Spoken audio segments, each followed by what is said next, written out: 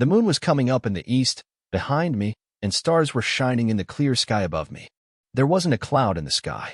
I was happy to be alone high up above the sleeping countryside. I was flying my old Dakota aeroplane over France back to England. I was dreaming of my holiday and looking forward to being with my family. I looked at my watch, 1:30 in the morning. I should call Paris Control soon, I thought. As I looked down past the nose of the aeroplane, I saw the lights of a big city in front of me. I switched on the radio and said, "Paris Control, Dakota DS-088 here. Can you hear me? I'm on my way to England." Over. The voice from the radio answered me immediately. "DS-088, I can hear you. You ought to turn 12 degrees west now, DS-088. Over. I checked the map and the compass, switched over to my second and last fuel tank, and turned the Dakota 12 degrees west towards England. I'll be in time for breakfast, I thought. A good big English breakfast. Everything was going well. It was an easy flight. Paris was about 150 kilometers behind me when I saw the clouds.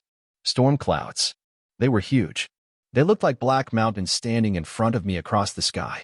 I knew I could not fly up and over them, and I did not have enough fuel to fly around them to the north or south. I ought to go back to Paris, I thought, but I wanted to get home. I wanted that breakfast. I'll take the risk, I thought, and flew that old Dakota straight into the storm. Inside the clouds, everything was suddenly black. It was impossible to see anything outside the aeroplane. The old aeroplane jumped and twisted in the air. I looked at the compass. I couldn't believe my eyes. The compass was turning round and round and round. It was dead. It would not work. The other instruments were suddenly dead, too. I tried the radio. "Paris Control? Paris Control? Can you hear me?" There was no answer. The radio was dead, too. I had no radio, no compass, and I could not see where I was. I was lost in the storm. Then, in the black clouds quite near me, I saw another aeroplane. It had no lights on its wings, but I could see it flying next to me through the storm. I could see the pilot's face turned towards me. I was very glad to see another person. He lifted one hand and waved. There was no answer. The radio was dead, too. I had no radio, no compass, and I could not see where I was. I was lost in the storm. Then, in the black clouds quite near me, I saw another aeroplane. It had no lights on its wings, but I could see it flying next to me through the storm. I could see the pilot's face turned towards me.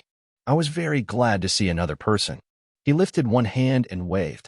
There was only enough fuel in the old Dakota's last tank to fly for 5 or 10 minutes more. I was starting to feel frightened again. But then he started to go down and I followed through the storm. Suddenly, I came out of the clouds and saw 2 long straight lines of lights in front of me. It was a runway, an airport. I was safe. I turned to look for my friend in the black aeroplane, but the sky was empty. There was nothing there. The black aeroplane was gone. I could not see it anywhere. I landed and was not sorry to walk away from the old Dakota near the control tower. I went and asked a woman in the control center where I was and who the other pilot was. I wanted to say thank you. She looked at me very strangely and then laughed. "Another airplane? Up there in this storm?" No other airplanes were flying tonight.